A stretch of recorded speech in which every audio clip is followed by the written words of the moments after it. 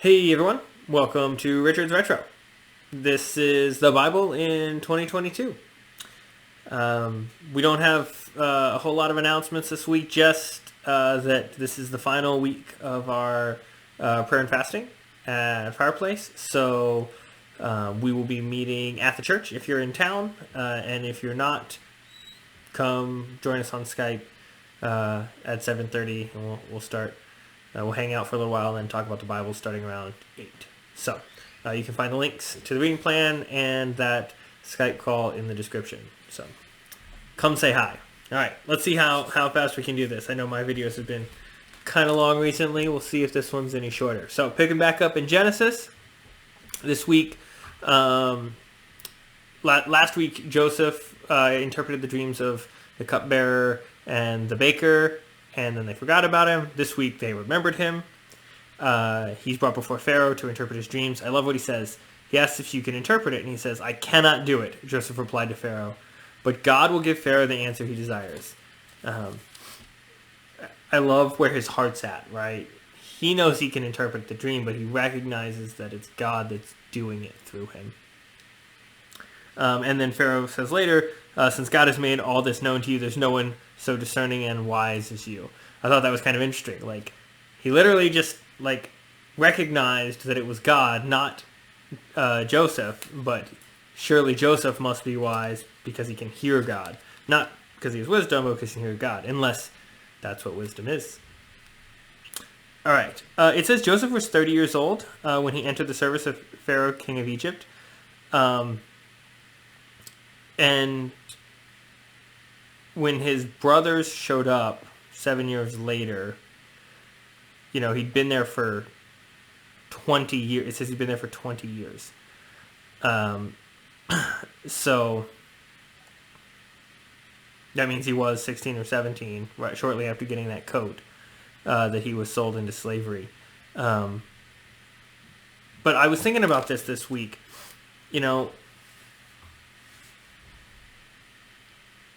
We were talking about promises and God fulfilling promises that seem impossible, right? Especially with Sarah, right, and having Isaac. I wonder what it must have felt like for Isaac, for Jacob, to know Joseph was gone, to assume Joseph was dead, for 20 years to assume his son was dead. His son, God, I'm sure, had promised things about. I wonder if he'd thought to himself, surely those promises are lost, right? And God's like, haha, you don't know. It's crazy that, God can even seemingly bring people back from the dead to fulfill his promises. And so when your promises seem or when the promises God has made you seem impossible, just remember that he is the God of impossible. I love that when Joseph puts the silver back in their bags, they say, "What is this that God has done to us?" They assume God is punishing them. Maybe he is. But I thought that was interesting. That they have this normally you'd think good thing happen, right? They got their money back. And they realize that it's bad because it could look like they were stealing, and they blame God. They don't go back to Egypt. So Joseph gives them food, sends them back, says, "Don't come back unless you bring Benjamin." And their dad says, "No way, you're not bringing Benjamin."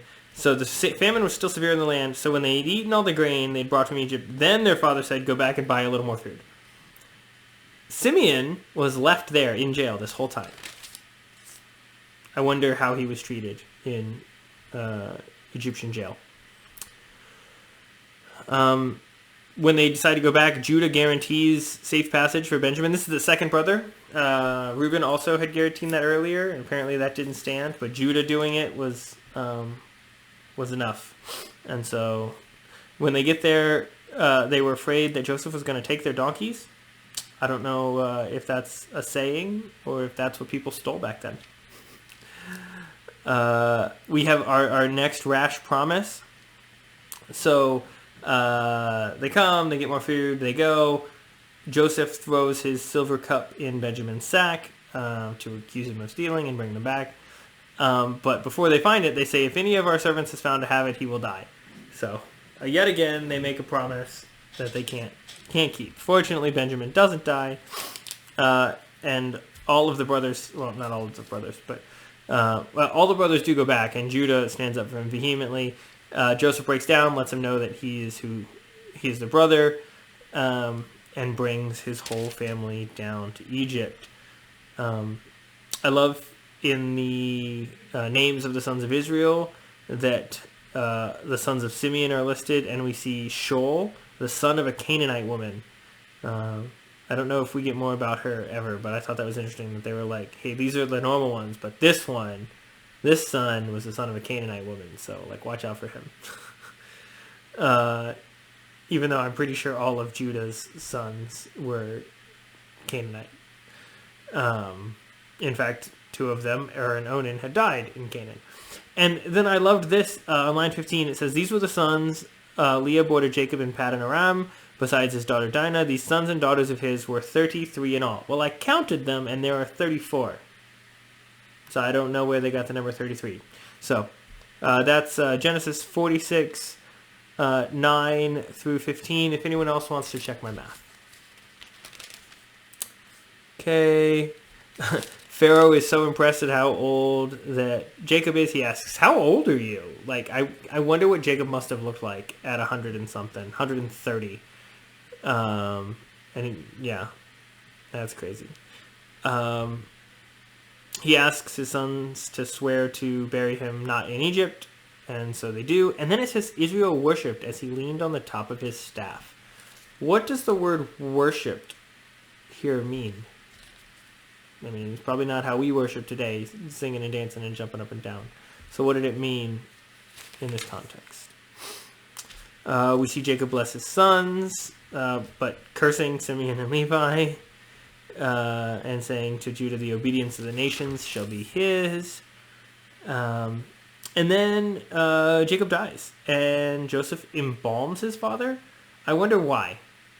You know, like, because the embalming process was meant to, like, preserve them, and was very Egyptian. I bet if I'm not sure Jacob had a say in it, but if he did, I bet he would be rather opposed to that.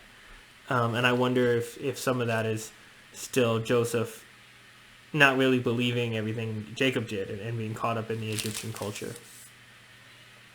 And then Joseph promises not to harm his brothers, saying, you intended to harm me, but God intended it for good to accomplish what is now being done, the saving of many lives. I love that in all of this, Joseph he keeps his mind set in the right place and doesn't seek vengeance. He points back to God.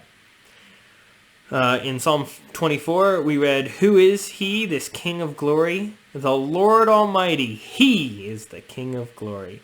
I love that. It talks. The whole thing talks about everything belonging to God, and worshiping Him because He's glorious. And I get that one, right? We talked a few weeks ago about one where they were worshiping God because He created stuff. I was like, okay, well, that's cool. But here, He is almighty. He has all of the might. He is the King of glory, and so because He is glorious, we can worship Him for that. And then in 25, right after it, we read, no one who hopes in you will ever be put to shame. I'm curious what you guys think that means. Is it will never be put to shame about that hope, or never be put to shame ever? Because I would assume some people that hope in Him do at some point experience shame. In Psalm 108, David is asking for strength, for God's strength specifically, and he says, give us aid against the enemy, for human help is worthless. With God we will gain the victory, and He will trample down our enemies. So I really liked that. I mean, we don't normally think of human help as worthless. Like, hopefully you have the ability to ask someone for help when you need it. But compared to what God can give us, it seems worthless. So remember that with Him you can always gain the victory. All right, we finished Mark. I thought this was really like just a rushed ending, right? It was all this lead up. I mean, Mark's whole gospel is condensed, but we have this whole lead up to His death, and then it's just, and Jesus rose from the dead. They went looking, He wasn't there.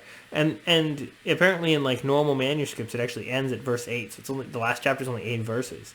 But we get 19 extra in my translation, where he appears to Mary, the believers on the road, to Thomas, gives the Great Commission.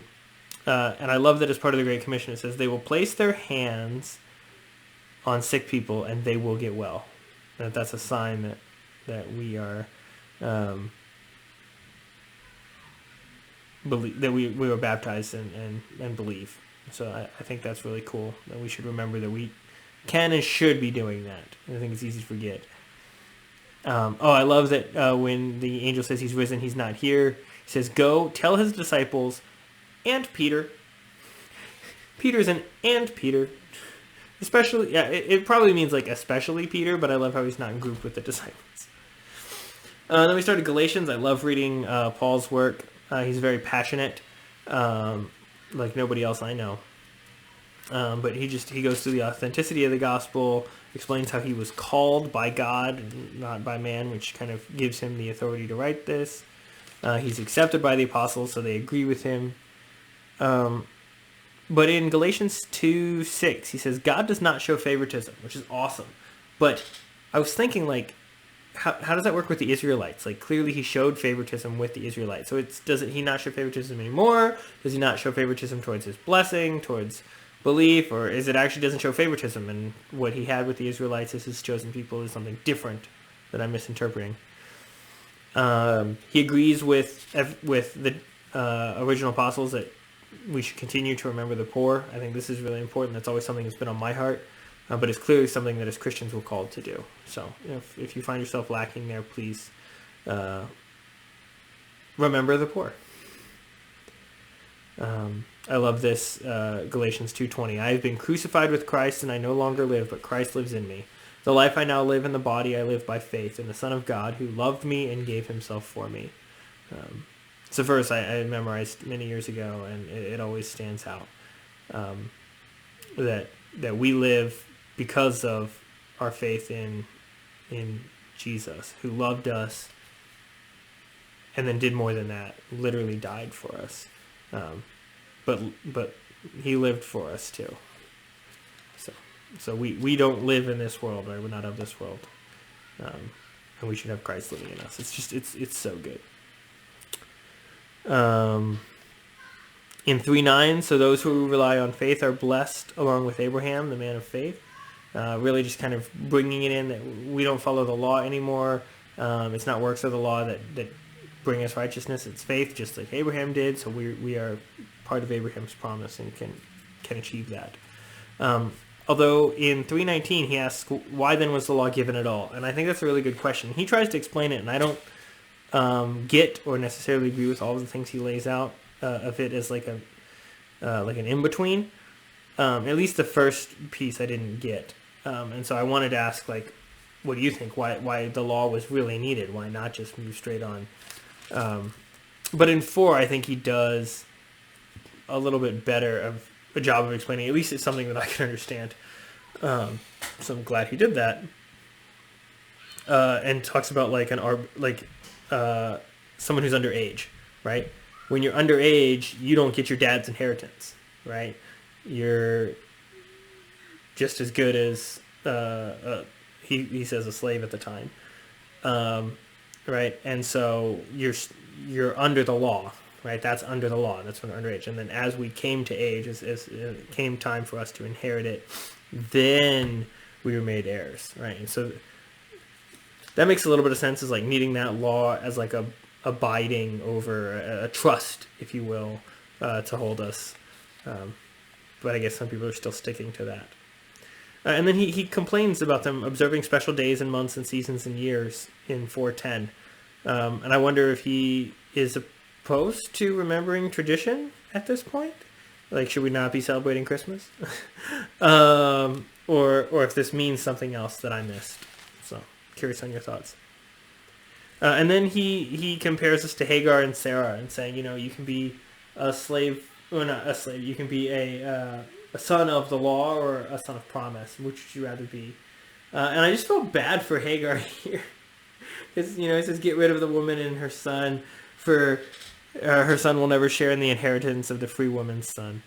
And I mean, it's accurate, right? I mean, if you aren't with Jesus, you're against him, and if you're, making fun of him or mocking him or persecuting him, as he says, then clearly you're not going to get the inheritance. I mean, it's a cool metaphor, but it made me feel bad for actual Hagar, who, like, her life was just, like, so much of it was set up just to be a metaphor. Yeah. So I had a weird compassion for her this week. But it was a great comparison. I loved it. All right. That is what we read this week. We are moving fast, almost done with January. I hope you're enjoying the reading and following along. I hope to see a bunch of you in person at Fireplace tonight. And for those of you not in person, I hope you enjoy discussing the Word in our Skype meeting. And I'll be there for the whole time next week. So looking forward to seeing you all there too. Cheers.